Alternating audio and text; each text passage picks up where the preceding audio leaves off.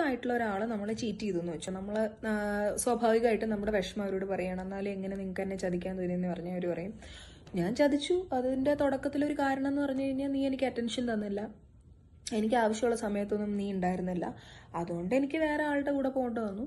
പക്ഷെ ഞാൻ അവരുടെ കൂടെ പെർമനന്റ് ആയിട്ട് പോയൊന്നുമില്ലല്ലോ, ഞാൻ ഇപ്പോഴും നിന്റെ കൂടെയാണ്. എനിക്ക് തന്നെ കുറച്ചും കൂടി വേണമെങ്കിൽ ഹേർട്ട് ചെയ്യായിരുന്നു, പക്ഷെ ഞാൻ നിന്നെ ഹേർട്ട് ചെയ്തില്ല. ഞാൻ നിന്നോടിപ്പോൾ സോറിയും പറഞ്ഞില്ലേ, നിനക്ക് വിഷമമായിട്ടുണ്ടെങ്കിൽ ഞാൻ നിന്നോടിപ്പോൾ സോറി പറയുന്നു, അത് നീ എൻ്റെ ഒരു ഔദാര്യമായിട്ട് എടുത്താൽ മതി. ഇങ്ങനെയൊക്കെയുള്ള സംസാരങ്ങൾ നിങ്ങൾ അവരുടെ കയ്യിൽ നിന്ന് എക്സ്പെക്ട് ചെയ്യും. അപ്പോൾ അത് നാർസിസിസ്റ്റിക് ആയിട്ടുള്ള ഒരാളെ നമ്മൾ എന്താ പറയുക ശപിക്കണം, അയാളെ നമ്മൾ കുഴിച്ചു മൂടണം എന്നൊക്കെ പറഞ്ഞു കഴിഞ്ഞാൽ അത് പ്രാക്ടിക്കലായിട്ട് നടക്കുന്ന കാര്യമല്ല. പക്ഷെ അയാളുടെ കൂടെ സർവൈവ് ചെയ്യാൻ പറ്റില്ലെങ്കിൽ ദയവ് ഇത് സർവൈവ് ചെയ്യാൻ ശ്രമിക്കാതിരിക്കുക. എന്താ കാര്യം എന്ന് വെച്ച് കഴിഞ്ഞാൽ നമ്മുടെ മെന്റൽ സ്റ്റെബിലിറ്റി എഫക്റ്റ് ചെയ്യുന്ന എന്തൊരു കാര്യമാണെങ്കിലും അതിൽ നിന്ന് പുറത്തു കടക്കേണ്ടത് നമ്മുടെ മാത്രം ഉത്തരവാദിത്തമാണ്. Doctor Gayathri Menon, clinical psychologist.